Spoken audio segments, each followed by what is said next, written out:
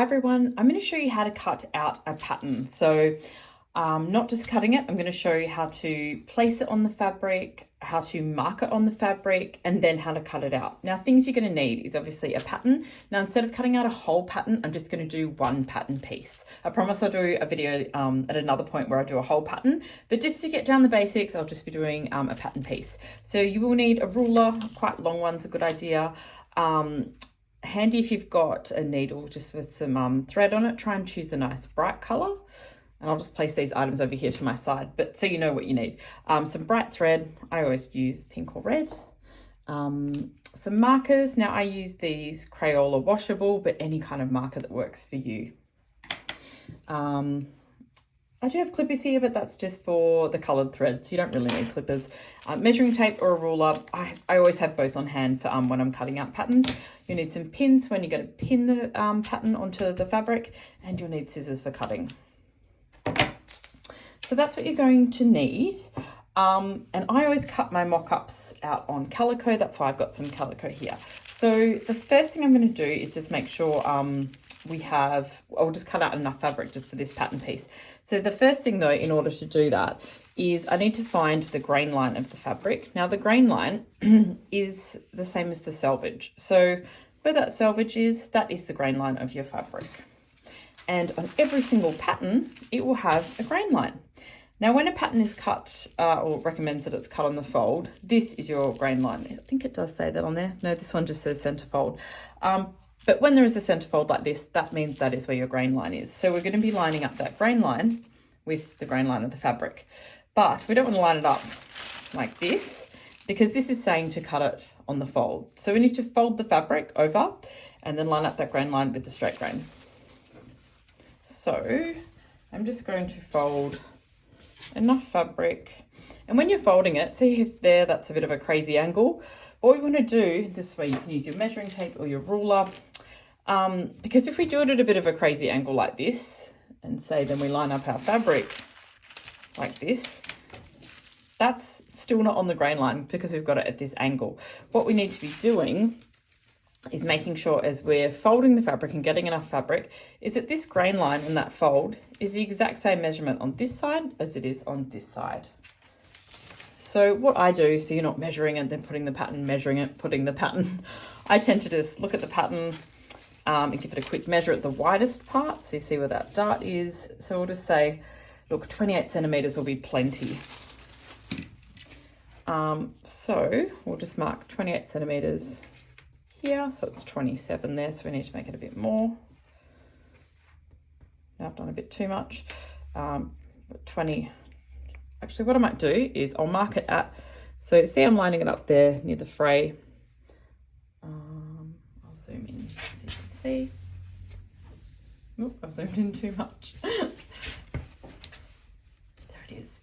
So I'm just putting that measuring tape there.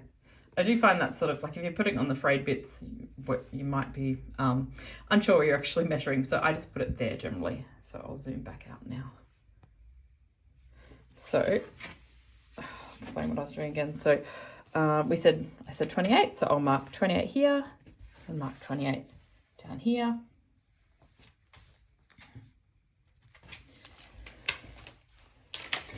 And then what I can do is I'll draw that. I'll just check because that looks that looks wonky, but it's probably right.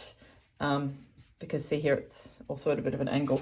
Your eyes can be really deceiving when you're doing straight grains. So always just measure, even if you think that looks right, often it's wrong. No, so that is exactly 28 and 28. So all I need to do now is bring that fabric down where I drew that line and then just fold it on there. And you'll work out much quicker ways of doing this. I'm just doing this nice and slowly, because people have asked for more sort of beginner style videos and I'm very happy to make them. So that is 28 centimeters. So when we go to place our fabric on it now, there's our fold. So we can place this pattern piece right here on the fold. Now, if you had plenty of other pieces, you'd be working out how best you could do them. You'd probably try and do, if you had a facing, you'd try and do that on a fold as well. See, the pattern will always come with directions as well, though, for how you should lay out your pattern. So don't be worried thinking you need to do it all by yourself. So I'm not dealing with this whole piece of fabric here. I will just cut along there.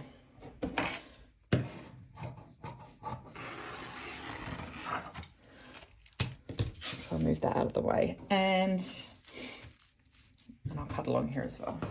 Okay, so now we've just got this smaller piece we're dealing with.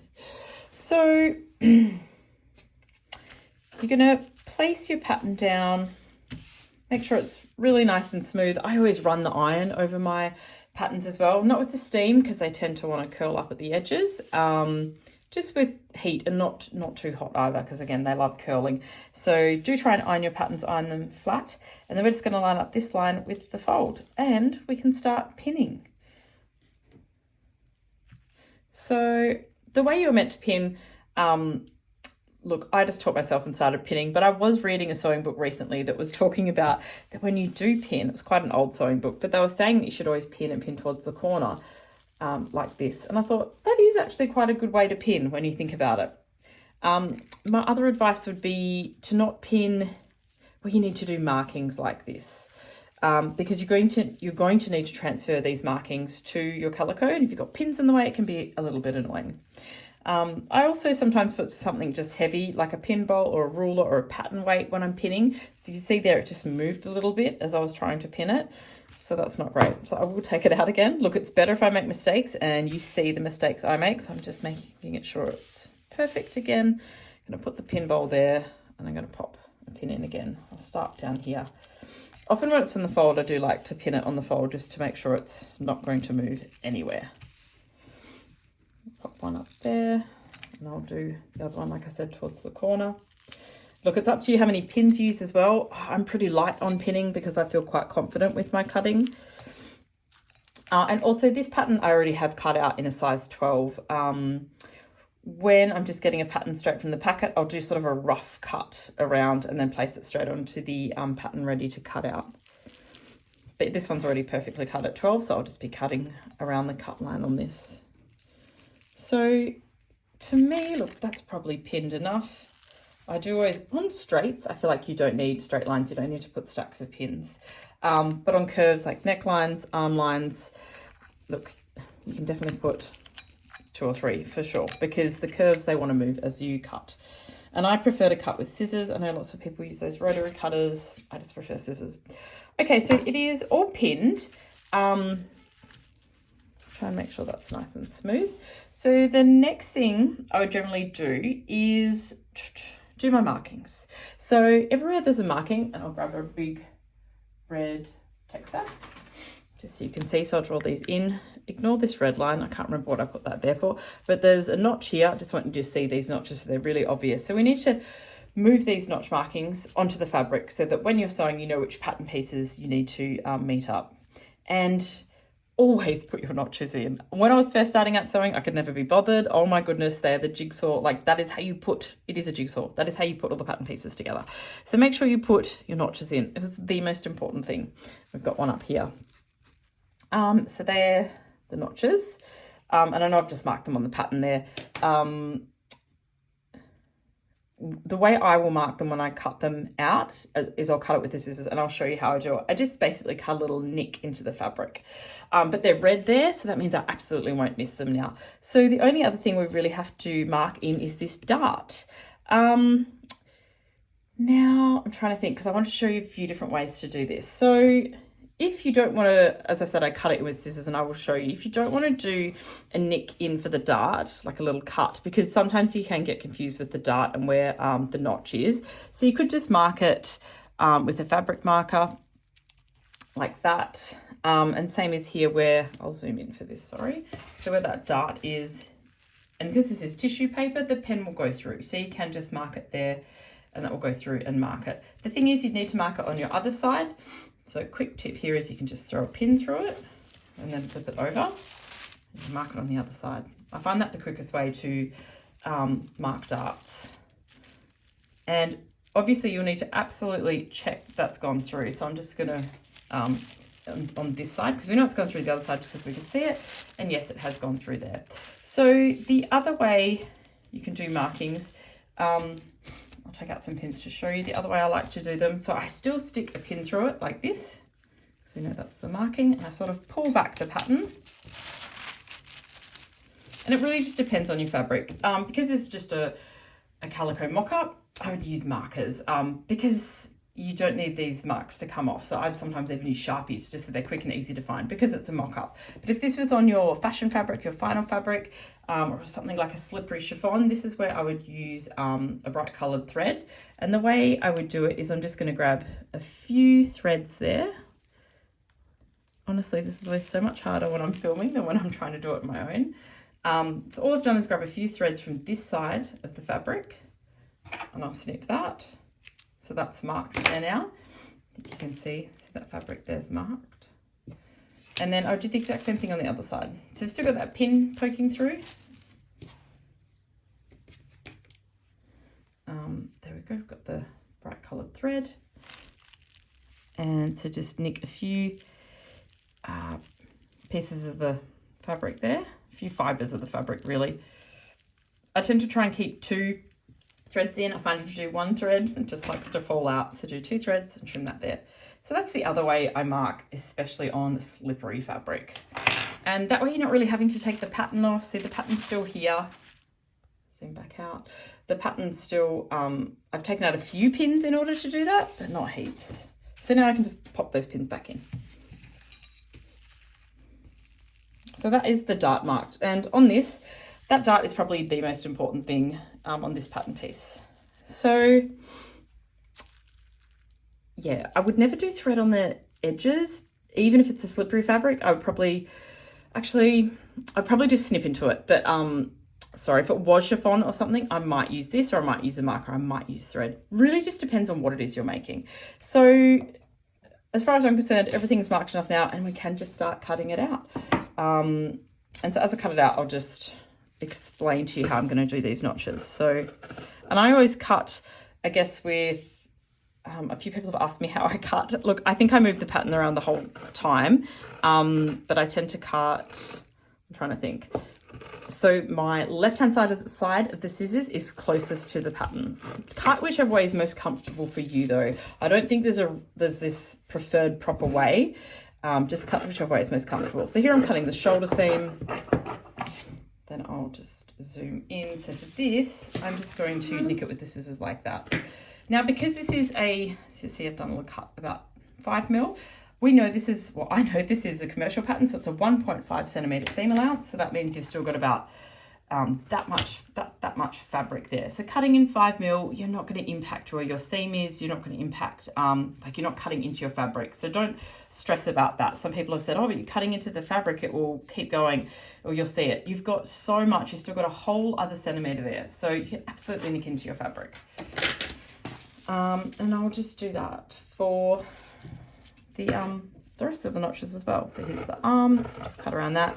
And when you're cutting, you're trying to cut as close to the cut line, this black line, which is the size of your pattern, as close as you possibly can. And just move the pattern, maneuver the pattern however you need to in order to do that. So you can see there I just switched. I think I just have my way of cutting. So I went to about there, and now I've switched and I've got the pattern on the other side of the blade. So look, I don't think I have a way of doing this, but I do it for whichever way I feel like I'm getting the most precise cut. So for here, I'm just gonna nick it in again, just about 5 mil. And then I've just got the rest of the pattern to cut out. This is the bottom of the, what is this? It's a front overlay of the top. So it's the bottom of the bodice. And now I've just got the side seam to go.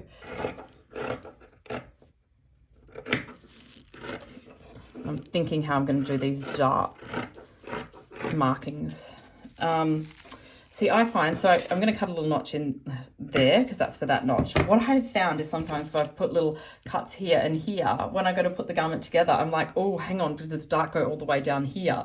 So if you are worried about that, that is where I would use my marker, or I would use thread for that kind of thing. But look, I've made this pattern enough that I know that that is that dart. Now, that is pretty much done. The other thing, look, I used to draw in the lines for these darts. And look, you still absolutely can. So let's take out the pins and I'll just draw in the darts as well for you. Now, I used to use a tracing wheel, that's what I was going to say, with tracing paper, and put the coloured carbon paper underneath and trace it. Unless it's curved, you don't need to do that. These are just dead straight lines, and you can check they're dead straight lines just with your ruler. So what I can do is pull out the bulk of the pins. Yes, I can pull out all the pins, and I'll just draw those darts in. Because look, I do think it's good to draw darts in. Unless you're super confident, draw them in. So sorry, I'm trying to not say so much.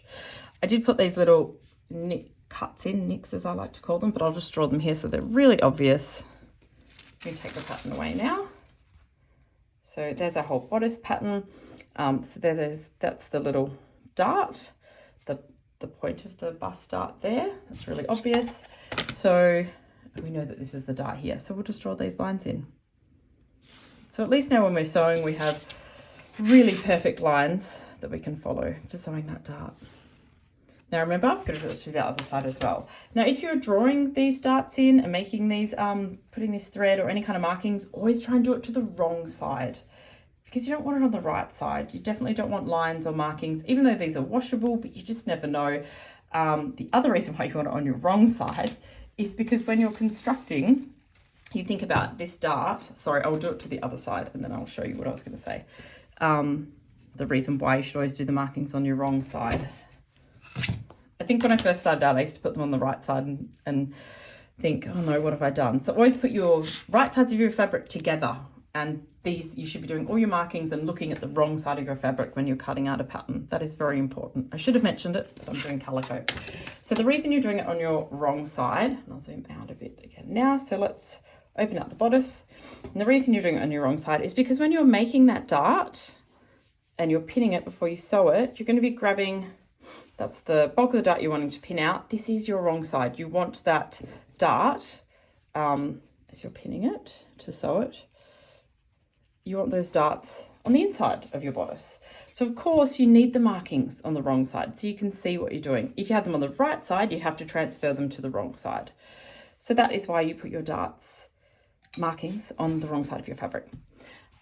So I think that answers, I think that's a pretty good intro into how to mark, how to cut, how to pin a pattern piece onto your fabric for when you're sewing.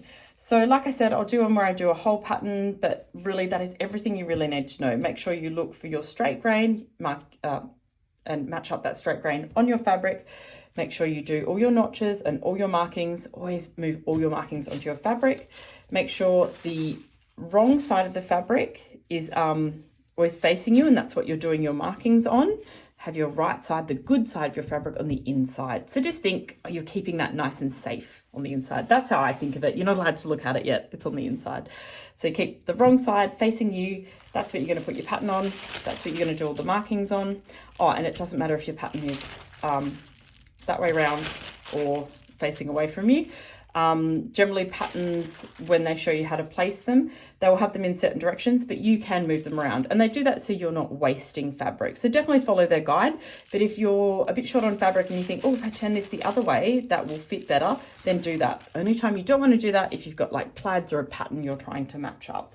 But if it's just a plain fabric, like little flowers or something where you're not too fussed about that, as long as the print doesn't look upside down, you're welcome to turn those pattern pieces over. You can still see all the markings because it's tissue paper, so you can still see all those notches. So yeah, turn it upside down if you want to, or around the wrong way. Don't know how else you would describe that. The right side, I guess, and the wrong side. So that is it. That is my quick little, don't know if it's quick, it's nearly 20 minutes, my quick long tutorial of how to cut out a pattern piece. I hope you enjoyed. Let me know if you've got any questions in the comments.